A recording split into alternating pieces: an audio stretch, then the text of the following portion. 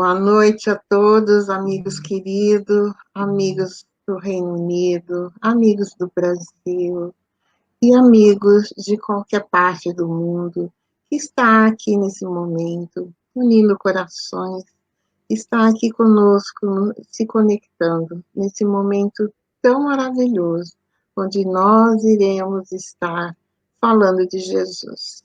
Não existe nada melhor do que ouvir falar de Jesus. É o alimento das nossas almas.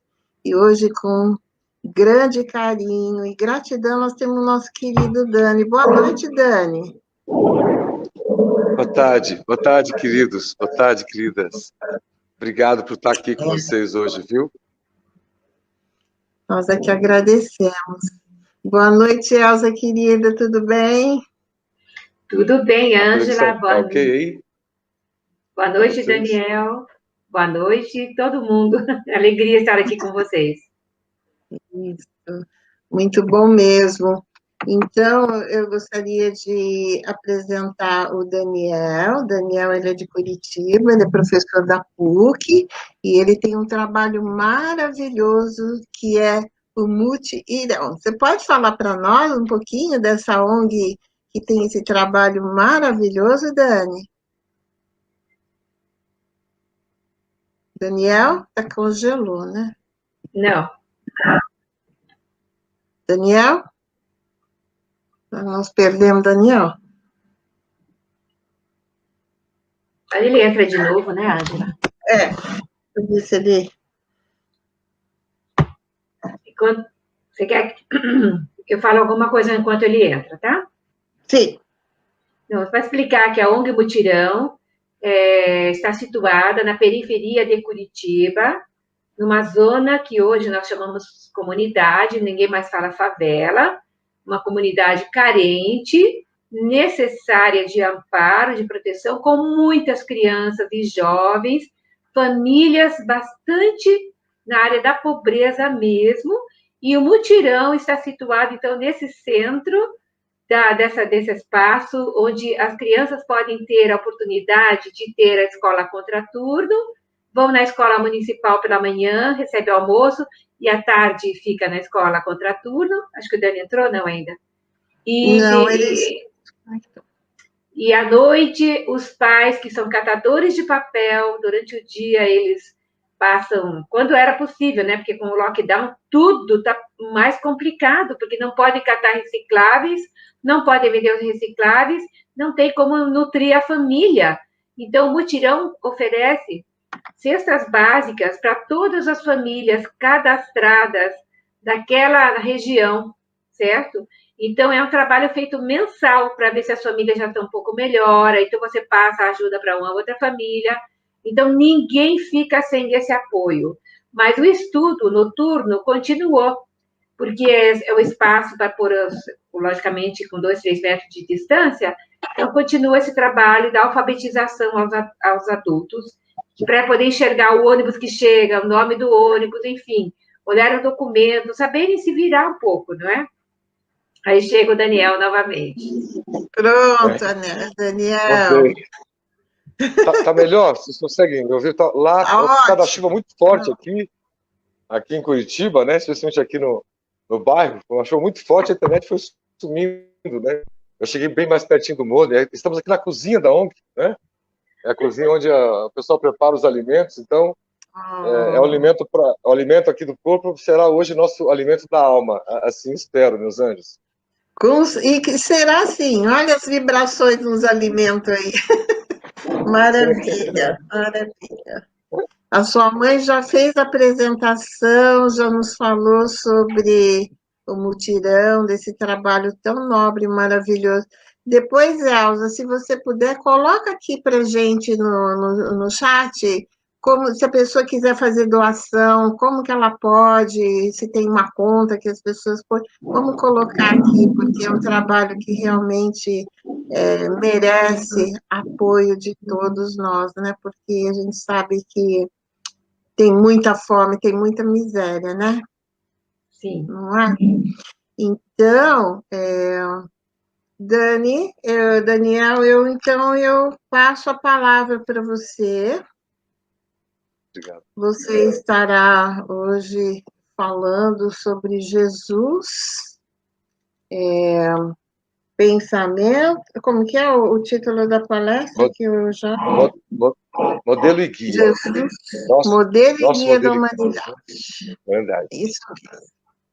Então, eu vou pedir ajuda para a mãe passar os slides, mãe, que estão aí, as pessoas poderem acompanhar. Isso. Bom, vamos voltar ao passado aqui, na nossa imaginação. E já usando expressões da própria Joana de Ângeles, o espírito guia de Divaldo Franco, e cuja trajetória de vida é em si todo um conjunto imenso, infinito de aprendizados. Ela o chama de astro-rei. Jesus é nosso astro-rei. A primeira reflexão nesse sentido é que quando ela usa isso nas mensagens, nós vamos permitir ler algumas daqui a pouquinho, trechos da mensagem de Joana de Ângeles específica, né? Astro-rei significa o nosso Sol aqui no sistema solar, né? É ele que ilumina e permite a vida em todo o sistema e atingindo até tentáculos, até para fora do sistema, quando a gente imagina que cada Sol, cada estrela, também interage com outras que estão distantes, todas, segundo o Espírito Emmanuel, por Chico Xavier, atraídas, né, entre si pela força da gravidade, que é uma força divina, o que nossa ciência lê como uma força da física, que atrai as coisas, que aproxima as coisas, né? Que gera um laço. Então, estas situações todas têm o seu relacionamento, que vem de laço, né? A comunidade espiritual é muito mais vasta do que a gente pode imaginar. E o Sol, ele é uma estrela perfeita no sentido de ser estável.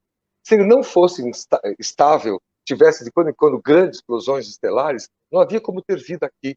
Esses jatos solares trazidos pelo vento solar acabariam por ferir a nossa atmosfera, ferindo a camada de ozônio e permitindo que os raios ultravioletas entrassem na nossa faixa de vida, aqui cada um nas suas cidades, e nós não teríamos condições de viver este tipo de vida se não fosse a estabilidade do Sol. Então, ela faz uma comparação para lá de infinita, quando compara que Jesus é não somente o espírito guia da humanidade, e essa humanidade é um sistema solar, outros sistemas, a dimensão do alcance dele, a gente nem sabe com exatidão, em função desses laços com outras comunidades, quem sabe com as Pleiades, como diz Divaldo Franco nos livros mais recentes, né, da estrela de Alcione, que andam reencarnando por aqui, segundo ele, em suas palestras. Então, nesse sentido, Astro-Rei abre essa reflexão com um segundo tema, filho deste primeiro, que quando está um dia nublado, a gente não vê o sol, mas ele está lá, e estável, pronto para a gente. Não é ele que se distanciou da gente, é a gente que se distanciou dele, no sentido de que as nuvens são a formação do nosso planeta, e não tem nada a ver, a culpa não é do sol, por um dia nublado que está brilhando menos, ou um dia chuvoso, né, que está brilhando menos. Ele continua lá. E esta metáfora, né, nos leva a imaginar essas nuvens como sendo os nossos problemas, as nossas ansiedades, né, os nossos temores, as nossas viciações, nossos pensamentos negativos, nossas atitudes que não fazem bem a ninguém, pelo contrário, fazem mal às pessoas, fazendo mal a nós próprios primeiro. Esse é um conjunto de nuvens pesadas que a gente coloca e que escurece essa relação com o astro-rei. Mas ele está lá e sempre estará. Nesse sentido, comparando com o próprio Jesus, sendo ele o próprio sol, nessa metáfora bonita, quase poética, ele sempre vai estar. Ele sempre dará uma chance para a gente recomeçar e aprender algo novo. Isso não significa algo que não seja educativo, que a pessoa pode errar tantas vezes e ter sempre as mesmas condições de acertar. As condições vão mudando, pois quando algo não dá certo de uma maneira, quem sabe de outra maneira dá certo. Na educação é assim. Quando você ensina as crianças mais de perto, você vê que algumas delas aprendem de um jeito, outras preferem um outro jeito de aprender. Há uma história interessante nisso, que há muitos anos, décadas atrás, nos Estados Unidos, havia uma menina na escola, uma aluna das pequenas, que era muito agitada. Se mexia, atrapalhava a turma, os professores o tempo todo. E aquela época, pelo desconhecimento, ela foi chamada, a família foi chamada, dizendo que a filha era uma pimentinha e não aprendia as coisas. E tinha algo de errado com ela, tinha que levar no médico. A família levou no médico. O médico examinou, deixou a menina para fora da sala um pouquinho, numa porta de vidro, e conversou com a mãe. E ficou um tempo conversando com a mãe e olhando a menina. Passou o final da sessão, o médico disse para a mãe: a sua filha não tem problema nenhum. Não tem problema de aprendizado nenhum. É que a sua filha é uma dançarina. Uma criança de 8, 9 anos de idade. Ela é uma artista. Ela aprende diferente. Ela não consegue ficar concentrada num quadro com letras repetidas. É um esforço a mais que ela tem que fazer. A cabeça dela é muito imaginativa, muito criativa. Ela vai muito mais longe que as outras crianças. E isso tem como consequência, às vezes, não aprender na mesma velocidade, na mesma sala com 30, com 50 pessoas. Essa é a história de uma das maiores bailarinas americanas, que era uma senhora hoje já bem de idade, e que fundou balés pelo país inteiro. Era essa criança, tida antes como adoentada. Então, a educação, às vezes, é mudar de postura. Numa reencarnação, a gente pode sorver o aprendizado da riqueza e errar muito. E em outras, vir sem absolutamente nada. Luta, nunca tem dinheiro, não consegue. Por quê? Para aprender a empreender, a valorizar os talentos, a multiplicar os talentos, que também é uma passagem de Jesus. Então, essa introdução mais longa que fizemos foi da expressão astro-rei, dessa metáfora de que o sol que nos ilumina, nos dá uma vida estável, é o Jesus que nos ilumina e está sempre à disposição da gente, não importa o quanto a gente erre, quanto infeliz a gente seja, as condições só vão mudando, né, para que a gente possa aprender de maneiras diferentes, em etapas diferentes. Por isso a doutrina espírita tem na reencarnação, como está no Evangelho, né, a segunda palavra do alfabeto divino, depois a primeira, que é amor, né, porque ela rompe os limites, né, da vida, e a gente imagina que tem toda uma eternidade para aprender e para um dia ser como é o nosso modelo guia, que é Jesus. Bom, essa mensagem está ali embaixo, psicografada por Joana agora alguns anos atrás, ela comenta, nós trouxemos alguns textos. Jesus, diz ela pela psicologia de Valdo Franco, né, é um modelo irretocável a seguir. O modelo irretocável a seguir é sempre Jesus. Como cremos, e Allan Kardec já nos ensinou. Na modesta região da Galileia, que padecia sob o guante de muitos preconceitos, ele optou pelos pobres e oprimidos, elegeu os mais degradados, a fim de reabilitá-los e lhes proporcionar os meios de sonhar e conseguir felicidade. Então, a gente vai imaginando que aqueles anos onde Jesus não é conhecido, que é da sua infância até os 30 anos, ele fez muitos milagres e dizia às pessoas, nas fontes esotéricas, as lendas dizem respeito a isso, mas são lendas muito reais, muito factíveis, né?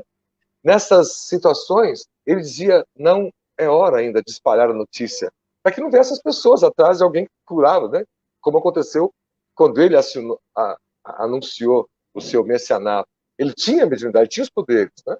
Tanto que é bodas de Canaã, no casamento, que é antes do início da tarefa dele, propriamente dita, antes da escolha dos discípulos, no milagre da transformação da água e do vinho, e a mãe dele pedindo como se já soubesse que ele tinha esse poder, porque ele já vinha apresentando isso desde sempre. Você imagina o que é o Rei Solar, passando por uma encarnação para poder servir de modelo e guia de fato. Você imagina a infância dessa criança, a capacidade dela. Se muitas crianças hoje em dia já são médiums, já conversam com seus amiguinhos, imagina os amiguinhos desta criança, que é o nosso Rei Solar, nas suas conversas com 9, com 10 anos de idade. Aos 12, quando a mãe perdeu ele no templo, Jesus e José e Maria, saindo de Jerusalém, foi encontrar ele no dia seguinte no templo, conversando com os doutores da lei, com 12 anos de idade. Tem outras histórias, biografias, que começaram cedo demais, a genialidade.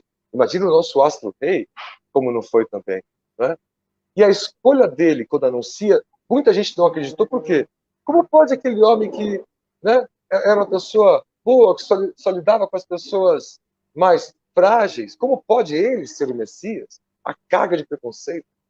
Que a gente espera que o Messias, o Salvador, seja alguém que apresente uma liderança efetiva, vistosa, seja política, seja acadêmica, seja filosófica, e não alguém que escolhe andar entre os pescadores, entre os pedreiros, entre os carpinteiros, e ter um tempo com estes, de sentar na mesa com estes, e conversar longamente sobre a vida, sobre a filosofia da vida, deste jeito maravilhoso que é adaptando o infinito à capacidade limitada de cada um e entender, que nós chamamos por parábolas. Isso é maravilhoso. Mãe, o próximo, por gentileza. E tem um atraso, viu? Eu viro, mas ele tem um atraso. Tá, tudo bem. Nós escolhemos aqui, inspirados nessa mensagem de Joana, uma lembrança de um desses documentários que assistimos e aprendemos, que é o Sermão das Bem-aventuranças, o Sermão da Montanha, que é, segundo muitos, segundo Gandhi, o trecho mais lindo de toda a história religiosa do mundo. Nosso objetivo hoje não é discorrer sobre ele, mas é entender que a época de Jesus, parecido com agora, hoje em dia, o que a gente considera bem-aventurado? Quem que a gente considera feliz? Ora, as pessoas que atingiram sucesso financeiro, né? As celebridades, né? As pessoas que têm uma vida muito mais tranquila que a grande maioria. Nós mesmos chamamos, poxa, feliz é dessa pessoa, desse empresário, daquele outro, sem saber toda a luta que tem por trás da vida de cada um destes. Ao tempo de Jesus, bem-aventurados eram os judeus que moravam no norte de Jerusalém, que quanto mais ao norte, mais ricos eram. É como se Jerusalém fosse um conjunto de classes sociais. Na entrada lá sul, você tem os mais pobres, depois a classe média, lá no norte, tanto que no norte está o palácio que Herodes construiu, né? E um pouco no meio, um pouco mais ao sul, o grande templo de Jerusalém, que ele reconstruiu depois do Salomão ter sido destruído por Nabucodonosor, alguns séculos antes. E a história toda gira ali. E para aquelas pessoas acreditarem que aquele ser diferente, cujo olhar era intimidador para muitos, que faziam dele alguém com o seu orgulho e a violência com que queriam tratá-lo, né? Como se reconhecesse a sua magnitude, mas não aceitasse que ele fosse maior de que todos os sumos sacerdotes. Tanto assim que os dois sumos sacerdotes, Anás e seu sogro Caifás, moravam no norte de Jerusalém, eram muito ricos, e aquele dizia para os pobres, e dizendo, o Sermão da Montanha, que bem-aventurado não é só aquele mais rico, aquele do palácio, aquele que tem muitas moedas de ouro. Bem-aventurados, Jesus dizia, rompendo uma tradição do que se considera bem-aventurado, são os simples, são os que sofrem, são os que são injustiçados, são os que são largados da sociedade às margens, portanto vivem nas marginais das cidades, que nós chamamos de periferias, entorno, da onde Kardec tirou de perispírito, né? O entorno da nossa essência, que é a nossa alma. Bem-aventurados os mansos e os pacíficos, não aqueles mais ricos ou também romanos que exerciam por coerção o poder pela lança e que não eram, portanto, mansos nem pacíficos, viviam se guerreando. E no templo, as corruptelas entre cada um, aqueles que vendiam, né, os levitas, que por tradição são os que vendiam as coisas do templo, pombos para os mais pobres poderem colocar para abate, né? Ovelhas para os mais da classe média poderem colocar para o abate, nas tradições de oferenda, e até vacas, que só para os ricos que podiam botar no abate. A lei mosaica previa que 2 pequenos pombos ou 2 rolinhas também podiam ser usados. Por quê? Para que os pobres também pudessem fazer essa oferenda. E o dinheiro usado para essa compra era específico, né? O cestério lá é específico dinheiro. Então, eles eram bancos de exchange, de troca. Quem chegava com moedas de outros locais tinha que trocar ali. Foi a esses que Jesus foi com mais firmeza dizer para não fazer isso na casa do meu pai. Se ali era um templo que era para ajudar as pessoas a se acalmarem e meditarem da confusão que era Jerusalém, que é uma cidade fechada, daquelas antigas, é como o efeito que tem uma igreja, por mais que você não seja católico ou de outro dessa ou daquela religião, você entra num templo budista, aquela calma, os passarinhos, você já é provocado a meditar. É como sentar embaixo de uma árvore, ou que sentavam embaixo do abacateiro junto com Chico Xavier. Não precisa tempo melhor que esse. Né? Mas as grandes catedrais, pelo seu silêncio convidativo, o tempo tinha esse efeito. Jesus nunca disse para orar no templo, ele orava no deserto, na beira do deserto, no Monte das Oliveiras, onde se plantavam olivas, e tinham aqueles moedores de oliva, chamado Getsemane. Por isso aquele monte é chamado de Getsemane, onde Jesus ficou nos últimos dias, sabendo que iria ele ser a oferenda para o abate perseguido em nome da justiça, sendo ele manso e humilde, sendo ele o mais simples de todos, o mais justiçado, sendo ele todo o sermão da montanha, do mais simples, manso e humilde. Ele dizia: bem-aventurados sois vós, quando vos injuriarem, perseguirem e mentindo, disser calúnias contra vós por minha causa. Ou seja, aqueles que queriam defender a ideia do Cristo seriam os bem-aventurados. Isso mudou a concepção das pessoas. Meus amigos podem imaginar o que é hoje em dia os jovens, quando vão para as universidades, faculdades, conseguem atingir, ao invés de incutir na cabeça deles que eles só serão felizes se, depois de formados, abrirem uma empresa, forem ricos, tiverem carros, apartamentos. Que bem-aventurado não é isso. Que isso pode ser perseguido, faz parte da vida. A riqueza, ela pode distribuir, gera empregos. Mas esse não é o objetivo que faz aventurado. Tanto é que muitos dos ricos são plenamente infelizes e confusos. Infelizes e confusos. Podem aparecer, por causa das redes sociais, que têm uma vida de imenso prazer, momentâneo, por alguns anos, mas o tempo passa. Você imagina quando a consciência cobra, em nome de Jesus, o seu anjinho da guarda, dizendo: nós demos a você toda a condição da riqueza para ajudar muita gente, tu não fizeste. Imagina qual vai ser a prova por depois. Deus não castiga. Em nome de Jesus, não castiga. Vai dar a ele outra oportunidade, diferente. Talvez vivendo sem nada, dependendo de doações, dependendo da caridade alheia, com orgulho às avessas para aprender a humildade, dependendo de muitas pessoas para aprender o contrário do egoísmo, que é o altruísmo, o outro. Então, aquele que está sentindo dor, saiba que a dor é uma oportunidade. E vamos para o próximo, mãe, por favor. Em relação à dor, na mensagem de Joana, nós, em relação à dor, no slide anterior, não comentei, perdão. Tem uma doença... Tá, mãe, perdão. Tem uma doença muito rara, chamada analgesia congênita. Nós vimos um documentário na televisão esses dias. São pessoas que não sentem dor alguma. E muitos falam: nossa, que parece uma virtude de um super-herói. Eu também queria. Olha, eu vi o documentário, a história desse, hoje é adulto, marceneiro, mas a vida inteira de sofrimento. Por quê? Porque não sentir dor é não se cuidar. Então ele se queima, ele se corta.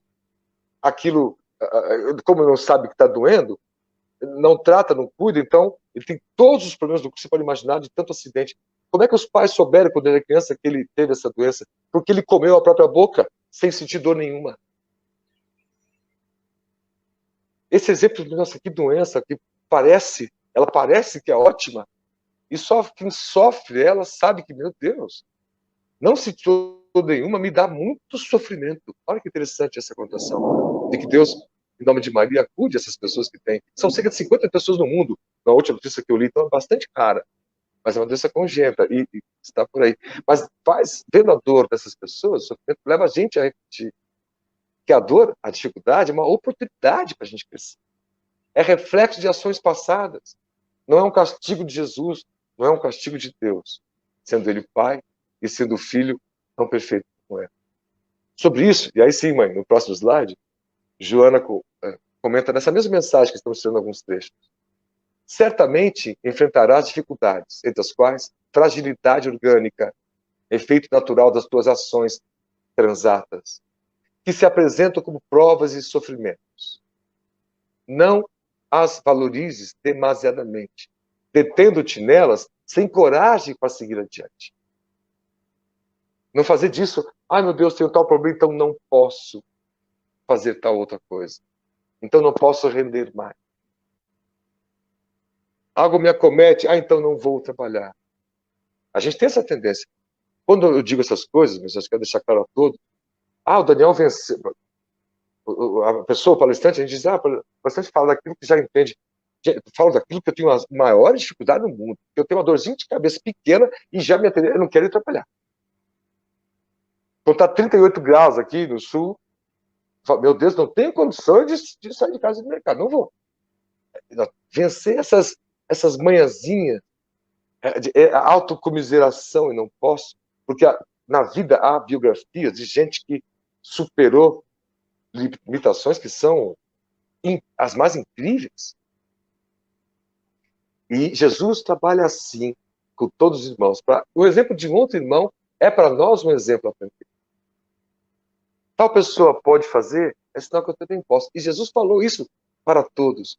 Vocês podem fazer tudo o que eu faço. E muito mais. Não é a frase dele? Está no Evangelho? Não com esse linguajar mais coloquial que dissemos aqui, mas com o linguajar de um astro-rei. Que nós podemos fazer tudo o que ele faz e muito mais. Nós temos que chegar nessa condição. Lutando, vencendo, indo para frente, caminhando. Saltando esses obstáculos. Driblando os obstáculos ou carregando eles nas costas. Dissipando aquelas nuvens que nos fazem impedir de ver o sol, o astro-rei. Se precisar soprar, se precisar nos mudar para outra região para que não tenha mais nuvem. Acha maneiras de vencer para estar sempre iluminado. Mais um, por favor, mãe. Continua ela nessa mensagem. Permanece, portanto, na segurança em Deus e nele confia, deixando-te conduzir. Jesus apresentou um verdadeiro Deus naquela época. Porque antes era um Deus sempre do temor, sempre um Deus vingativo, sempre um Deus que punia. Porque assim que era apresentado para a rebelião. Assim era mais fácil também você conter as massas pela ameaça. Hoje em dia nos permite manter as massas pela reflexão, não mais pela lavagem cerebral. Ainda que aconteça muito por aí, não fazer tal coisa por medo de uma represália divina. Não, é não fazer tal coisa porque me faz mal. Aprendi com Jesus. Se eu estou vibrando mal, se eu estou somatizando algum problema, quer dizer, apresentando doenças do corpo, que na verdade são doenças que nascem muito antes na minha alma, nos meus pensamentos, nos meus hábitos, como diz Kardec, educação é o conjunto de hábitos adquiridos. O quão educado nós somos, o quão educados são nossas emoções, que nos fazem a gente vencer esses obstáculos, e aprendendo com a dor e com o sofrimento, e usando elas como, uma bela oportunidade de aprender. Uma bela oportunidade de aprender. Como um vídeo que fizemos recentemente aqui, na mensagem do Chico, quando caiu, quis reclamar, e o irmão falou, não reclame, senão você vai vibrar no padrão daqueles que quiseram te empurrar aqui no mundo espiritual. Então agradeça. Obrigado aí pela queda, Senhor Jesus, né? É uma oportunidade de eu ficar mais vigilante para as próximas caminhadas. A gente dá uma topadinha na mesa, às vezes sai xingando, baixando o padrão vibratório, imagina, por motivos muito fúteis. Agora, você imagina grandes motivos que nos apaixonam, as políticas, as polaridades do mundo, essas coisas todas distanciaram muitos irmãos. A gente vê esse distanciamento, porque a gente se distanciou do astro-rei. Todo mundo colocou uma nuvem entre nós e o astro-rei, ou da política, ou de uma postura contra a favor do aborto, contra a favor da pena de morte, essas coisas todas, né? E botamos intermediários entre nós. E Jesus não tem. E ele apresentou um Deus do amor, um Deus que perdoa tantas vezes, um Deus que quer que você tenha outra chance, nascendo de novo. Foi uma ruptura também impressionante. Segue ela. Ele estará sempre do teu lado, mesmo quando não o buscares. Embora ignorado, ele é o hálito da vida em tua vida, sobre Jesus. Se, no entanto, No momento te encontras em combalimento sob o fórceps dos testemunhos, das dificuldades. Deixa-te conduzir por ele, que é a meta sublime em cuja direção rumas no fatalismo da evolução. Então ela diz, nesses momentos que a gente sente a prova ou a expiação, através da dor ou sofrimento, pode haver diferenças, e há entre as palavras, mas estamos trabalhando com elas com os dois conceitos, né? Tem coisas que podem nos doer, uma dor no meu corpo, mas não me causa sofrimento. Eu aceitei essa dor e convivo com ela. Tem outras que não doem, não tem problema nenhum, mas eu criei, sofro, porque me sinto carente, me sinto sozinho, não me sinto amado. Né? Só tem dinheiro, tem recurso, mas não está feliz. Quantos casos não tem assim? Todos da sociedade quase, sempre tem alguma notícia. Aquele que não tem carro, diz, eu só seria feliz se tivesse um carro, porque minha vida é muito difícil. Quando ele compra um carro, passa um tempo, ele vai dizer, meu Deus, esse carro também não é muito bom. Eu só seria feliz se tivesse um carro melhor, que me desse mais status. Isso é uma maneira subvertida e até meio equivocada de ler a hierarquia das necessidades de Maslow, psicólogo humanista, citado muito nos cursos de administração, e que Joana de Angelis cita bastante, né, que o ser humano sempre melhora a categoria de necessidades até a autorrealização. Essa era a lógica de Maslow. Mas a nossa área da publicidade, do marketing, as empresas pegaram isso como sendo... A gente quer sempre melhorar e sempre nunca está feliz a ponto. A criança que ganharam o PlayStation 4, a criança chorou porque queria o 5 e o pai fazendo um esforço danado para isso. E aqui há milhões de crianças que não sabem o que é videogame. Não parece justo tudo isso? Então, nesses momentos de sofrimento, Joana diz, busca ele. Jesus, eu estou aqui de novo com essa tentação. Eu estou aqui de novo com esse erro, com esses pensamentos, com esse vício, com essa dificuldade. Me ajuda, me ajuda. E ao contrário do que alguns podem imaginar, não há limite do pedido. O que há o limite é da nossa tentativa, senão muda o jeito de tentar. E para a gente ir concluindo, o último slide, pode passar, mais do livro de Paulo, que ela, nessa mensagem, uma dos seus linhas finais, ela busca imitá-lo. Né? E eu me lembrei que, antes do nome do Evangelho segundo o Espiritismo ser chamado assim, Kardec tinha a pretensão de lançar a imitação do Evangelho, era essa a proposta, até que os Espíritos indicaram uma variante do nome, né? Nesse sentido, que podia ser mal interpretado. Né? E aqui a interpretação não precisa de muita tergiversação, né? de muita contrariedade. Esta é uma imitação da mais nobre que se pode ter. Para imitá-lo, eu preciso conhecer a vida de Jesus. Então, como é que ele tratou as pessoas? Com bondade. Como é que ele tratou os diferentes? Com bondade. Como é que ele tratou seus algozes? Com seriedade, mas com ternura, com calma. Ele não elevou a voz. Quando já lá no Sinédrio, na campanha final, pouco antes, durante o seu julgamento, nas discussões dos sacerdotes, vendo cada um criarem mentiras sobre ele, mentiras. Ele, em nenhum momento, falou assim, eu quero ter o direito de defesa.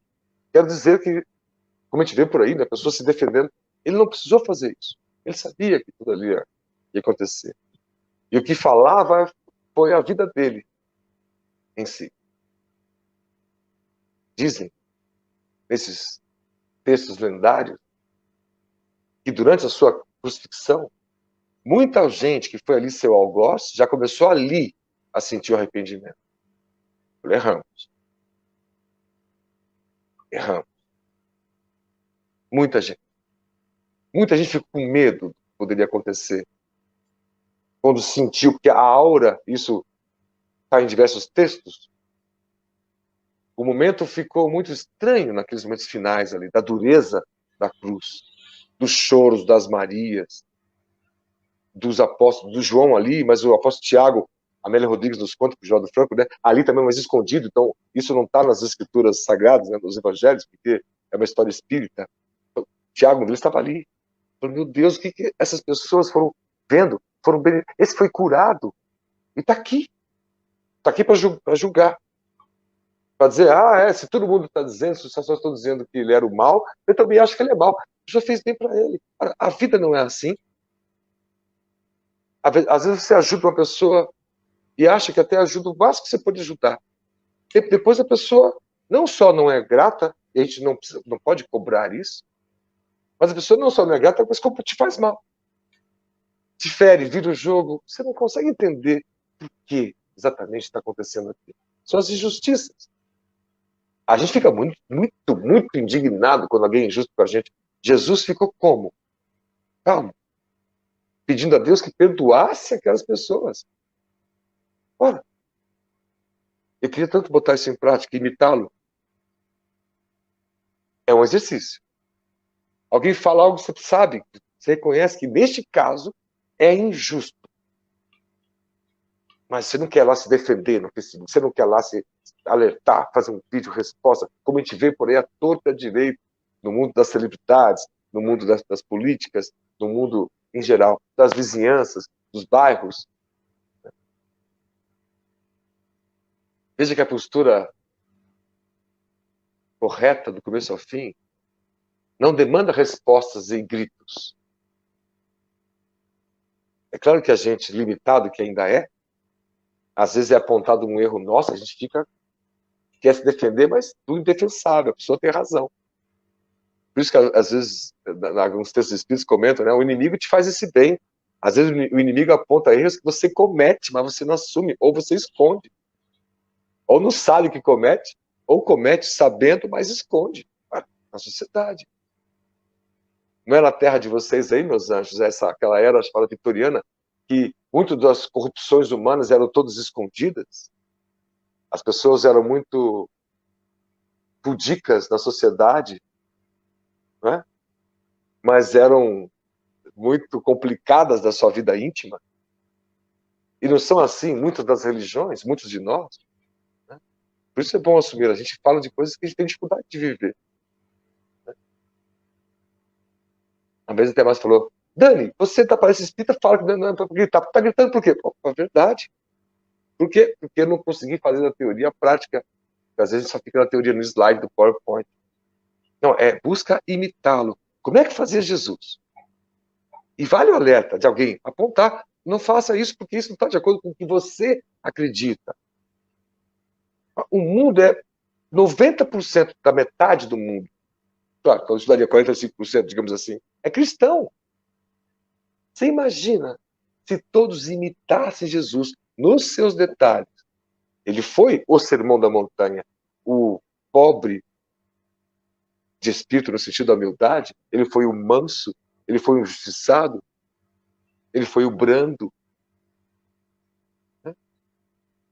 E teve essa vida de nunca julgar o outro para não correr no erro, de não ver o próprio erro atrás do nosso próprio.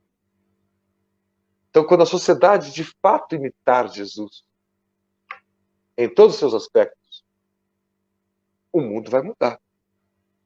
Aliás, se todo mundo imitasse Jesus, a gente não passaria nem para o mundo de transição, né? A gente pularia lá para o mundo ditoso, que é a quarta categoria, ou o mundo feliz, que é a última, claro que é uma brincadeira aqui. Né? Se a gente imita Jesus 100%, o mundo aqui seria na máxima categoria de mundos que Kardec classificou como perfeitos, não é isso? Depois de ditosos, que já são os mundos felizes, né? Que vem depois do mundo de regeneração, que é o nosso próximo. Temos mais alguns milênios no processo de regeneração, até conquistar todas as virtudes. Haroldo Dutra fala, né? A espiritualidade de Jesus se perdeu nos séculos de anos-luz para trás. Talvez o sistema onde ele fez sua formação divina, a sua trajetória, já não exista mais, porque as estrelas têm um período, o nosso Sol tem 10 bilhões de anos, aí deixa de ser o astro-rei, porque ele passa a ser espargir sementes, né? Átomos que vão gerar outros sóis, recomeçando em ciclos, tudo de novo, como se fossem as reencarnações solares. A lógica da física do universo segue a lógica da nossa vida, nas reencarnações, nas relações, nas transformações que os átomos sofrem. Nós sofremos, aprendemos algo novo, isso mexe com a gente. Então Jesus é nosso Rei Solar. E saber desses detalhes da vida dele ajuda a gente a buscar imitá-lo. Como ele fazia diante de tal situação? Como ele fez diante de tal outra situação? Ele viveu boa parte da situação. Aí passa a viver ainda hoje. Quantas das pessoas limitadas por não conseguir imaginar alguém que supera a própria carne querem casar Jesus com Maria de Madalena? Eu vi documentários desses estudos inteiros sobre isso. Virou livro, Dan Brown, né? Virou filme. Né? Por quê? Porque eles querem aterrenar Jesus. Não tem como você colocar na terra um astro-rei. E a terra pequenininha gira em torno dele. A gente quer fazer de Jesus a nossa imagem e semelhança. Então a gente põe arma na mão de Jesus, a gente põe Jesus como sendo impiedoso, a gente ameaça com Jesus, como eram nós cruzados, que a gente invadia as cidades em nome de Jesus, com os cavalos atropelando as pessoas, com a cruz, com aquele manto de cruz das cruzadas, né, do peito.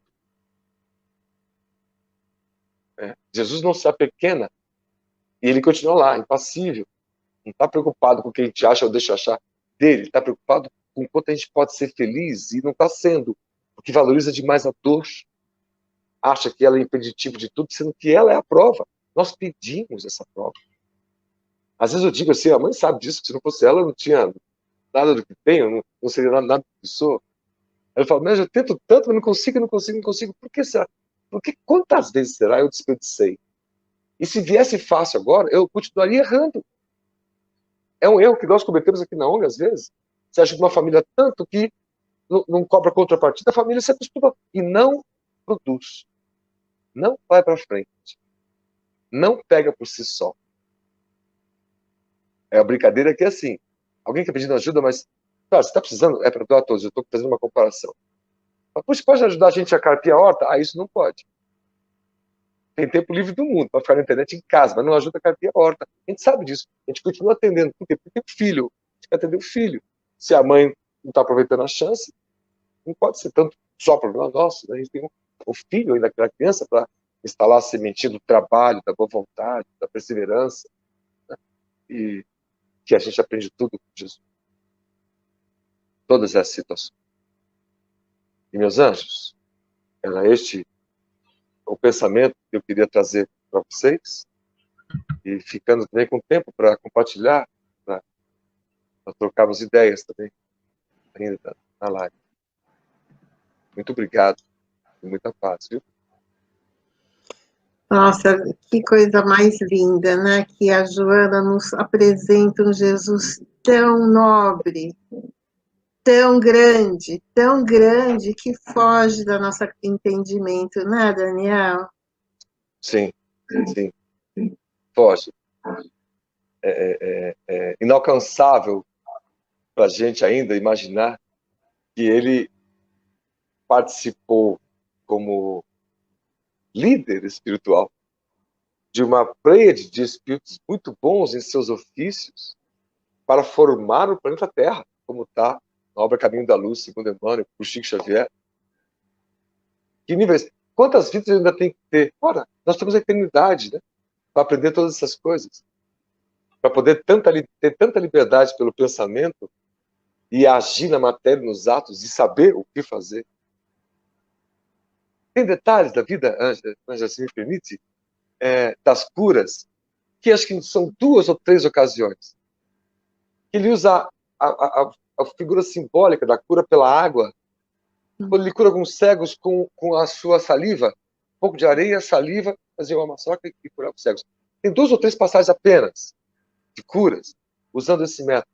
E há uma explicação do tempo, à época, né, em relação a isso, que são curiosidades que ele sabia, ele observava a psicologia do povo, como o povo poderia entender melhor. E sabendo, conversava com cada um na sua linguagem.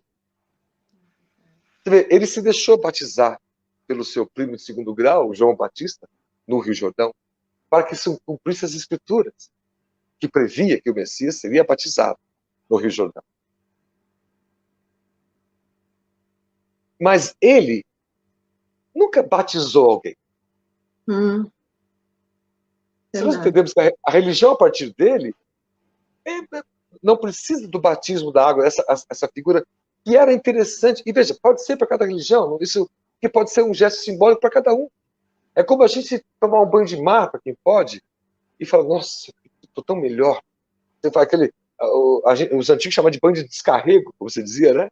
Sabe, você troca as energias com a natureza, o pé na areia, funciona como uma espécie de fiação terra, onde as energias são trocadas e renovadas. E quem não se sente bem depois do banho no mar, depois do banho no rio gelado, limpo, por exemplo, né? Então, havia, assim, esse sentido que João Batista fazia, diferente que os judeus fazem, isso chama mitzvah. Antes de entrar no templo, eles têm que se limpar nas piscinas, que são esses banhos. Dependendo do grau de impuro que eles tinham, alguma doença, o banho tem que ser completo, ou por mais tempo. Uma série de regras, mosaicas, legislações pequenas de como aquilo devia funcionar para entrar no templo. Então, a figura do batismo de limpar na água era uma figura simbólica que João Batista fazia com os seus seguidores todos, para que dizendo, olha, esse momento que você está aqui, molhado aqui no rio, veja, creia e mude de vida, arrependa-se dos erros. Era o que João Batista dizia. Não é? Jesus não batizou ninguém, porque ele dizia, arrependa-se, perdoe as pessoas, sem precisar de nenhum ritual, você pode fazer isso agora, pelo pensamento, pela prece. E ele como fazia, para a gente imitá-lo? De quando em quando o Evangelho mostra que ele saía um pouco do acampamento onde estavam os seus discípulos, os pescadores, e ia para o deserto orar, para ter mais paz, mais silêncio, mais sol, o brilho das estrelas.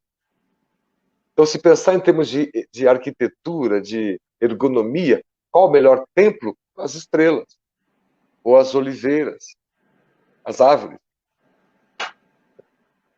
A conexão com o Pai direta, né? Isso.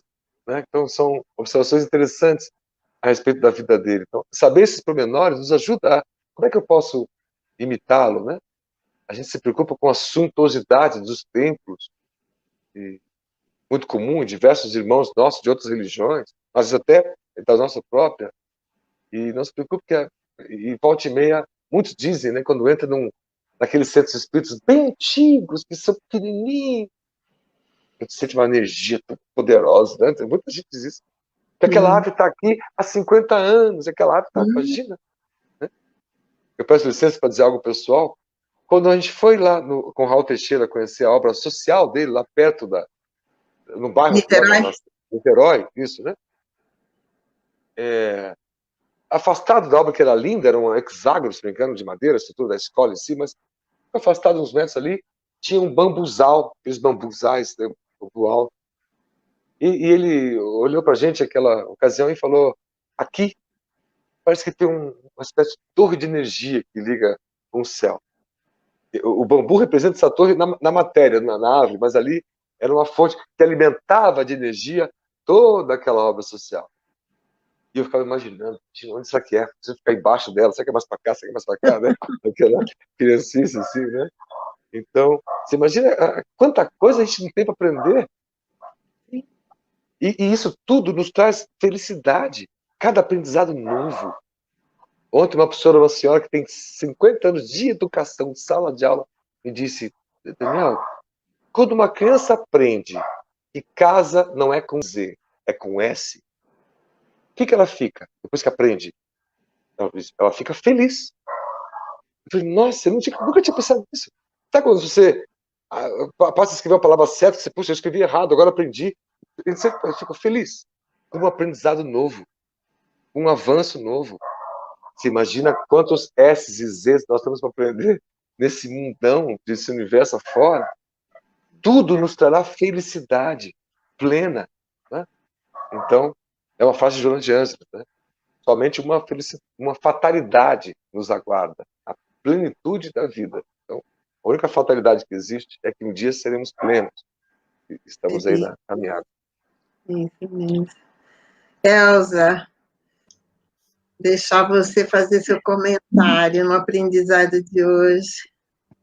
Olha, eu sei, sempre, a gente fica sem palavras quando a gente pode ouvir a Jesus.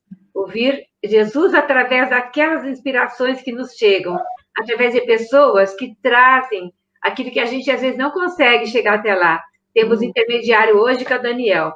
trazendo isso para a gente. Direto da cozinha da ONG Instituto Mutirão. Então, do manancial do alimento ali do corpo, onde as crianças são servidas, nós recebemos o alimento para a alma.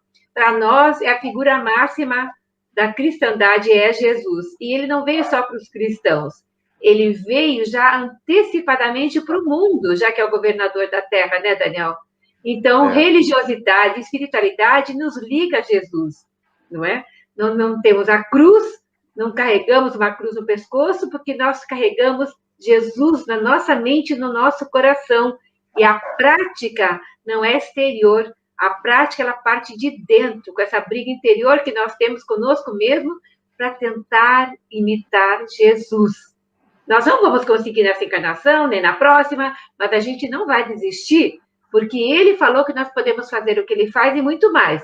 Então, se ele falou, a gente acredita nele, não é? Sim. Exatamente. Olha, aqui está... quem quiser fazer contribuição, os detalhes, vai ficar aí no Facebook do Grupo Joana de Anjos Free Society. As pessoas que quiserem fazer doação, qualquer doação, qualquer quantidade, soma valores, né, Daniel? Pouquinho aqui, um pouquinho ali. Quantas pessoas poderão ser ajudadas, acolhidas nesse trabalho tão lindo que o Daniel faz, alfabetizar os idosos, colher os drogados, as famílias que vivem na miséria, né, Daniel, no mundo do crime, trazendo os ensinamentos morais que o Cristo espera que todos nós um dia vivenciaremos esses ensinamentos, né? Então, é uma escola, né? Sim, aí é uma escola de vida. É uma escola para todos nós. Nós somos os que mais aprendemos. Os que são voluntários aqui são os que mais aprendem, sabe? Então, essa é a maior alegria desse trabalho, é aprender sempre com eles, né? Aprender todos os dias. Muito obrigado por essa oportunidade, a divulgação da ONG. Então, a Michelle está aqui pertinho, ela que toca o dia a dia, que cresceu aqui na vila. Tem 4 filhos. Manda ela dar um tchau aqui pra gente. Dá um tchau aqui. Aqui, ó. Cadê? Oi, parabéns, viu? Esse trabalho lindo, maravilhoso. Eu estou aqui. Eu estava ali no salão nosso, né, que tem o quadro negro, todo bonitinho, e a internet lá falhou, que fica mais longe do mundo, então a gente veio correndo para cá. Veio para a cozinha. Estou para a cozinha, vamos fazer da cozinha aqui. Então... que ótimo. Ô, Daniel, tem umas pessoas aqui que deixaram. A Camila deixou um... Boa tarde, querida. Amiga querida, família querida, Camila, obrigado. Aqui ela...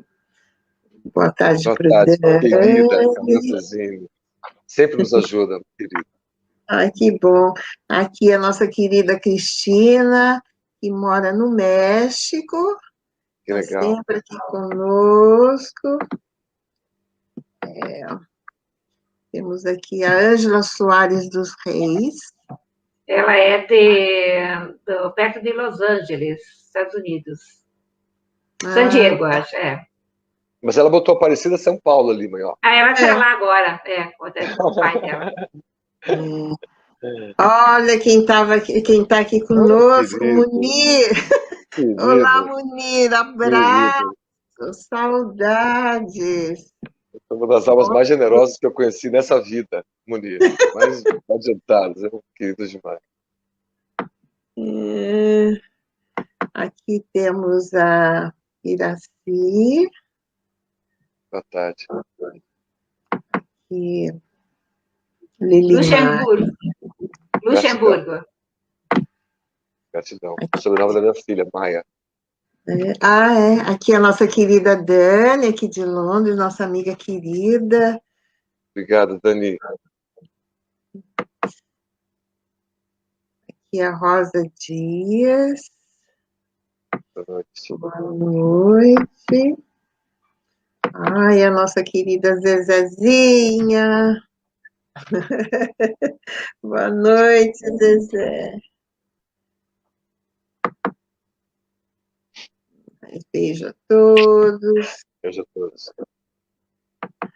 Aqui a Lili Maia. Um abraço. Estavam aqui conosco e com certeza essa live vai ficar rodando em vários lares, onde Jesus vai se adentrar e tocar em cada coração que ouvir essa palestra, porque a mensagem do Cristo, ela tem que, como a Elza disse, ela tem que ficar nos nossos corações, não só nas palavras, né? Não adianta nada, né, Daniel, a gente saber muito sobre a vida de Jesus se a gente não vivenciar os seus ensinamentos, né? Isso. Esse é o ponto principal. Isso mesmo. Então, nós vamos pedir para a Elza fazer a nossa prece.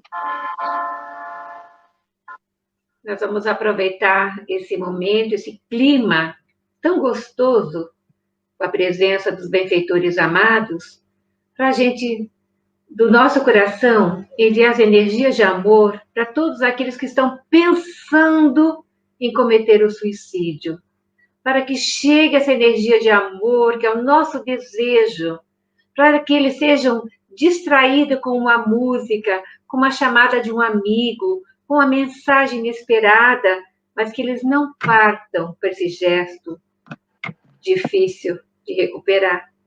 E orar também por aqueles que partiram, não é? Por esse gesto dolorido. Rogando a Jesus, o divino amigo, excelso benfeitor das nossas vidas.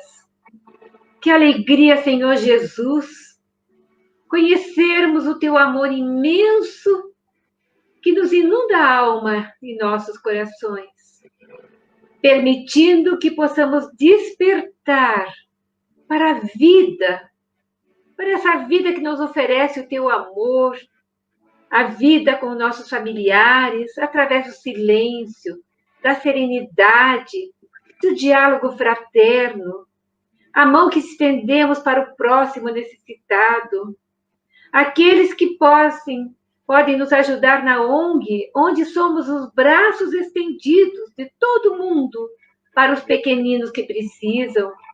Que alegria, Jesus, podemos estar nessa sala virtual imensa, estando com todos em todos os lares, no abraço fraternal, dessa amizade que Jesus nos ensina, da fraternidade, do amai-vos uns aos outros. Assim pedimos ao Senhor da vida que possa diminuir a dor dos aqueles que perderam seus entes caros nestes momentos de Covid, ou pelo suicídio, que nos chegam tantos pedidos de ajuda, de orações, que pedimos aos benfeitores amados ajudar todas essas famílias a que se acalmem e confiem e continuem na vida a serviço uns dos outros, servindo ao próximo como nos ensina Jesus. Estaremos servindo a Jesus. Sê conosco, Divino Mestre, amado de todas as horas, que esse passe espiritual possa atender a todos os nossos irmãos do mundo, a todas as famílias, Jesus adentrando, iluminando tetos, paredes e chão, fortalecendo os corações doloridos, auxiliando aqueles que estão em depressões, que possam, em nome de Jesus, se fortalecer e viver a vida, essa vida que nos oferecem, nessa existência, a nosso aprimoramento espiritual. Pedimos então, Senhor da vida, que o teu amor infinito e bom esteja conosco até a próxima semana, que possamos vivenciar dia a dia os teus ensinamentos, tentando imitar-te, Senhor Jesus, segurando a rédea dos nossos impulsos e colocando em prática o sol interior. Assim, a nossa gratidão aos benfeitores amados que nos conduzem, a Joana de Ângeles, que nos traz o despertamento da mulher e do homem que somos, na integralidade, e que possamos assim, Senhor Jesus, estar contigo pedindo-te, sê conosco, Senhor da vida, um tanto mais, despede-nos na sua paz. Que assim seja, Senhor Jesus. Gratidão.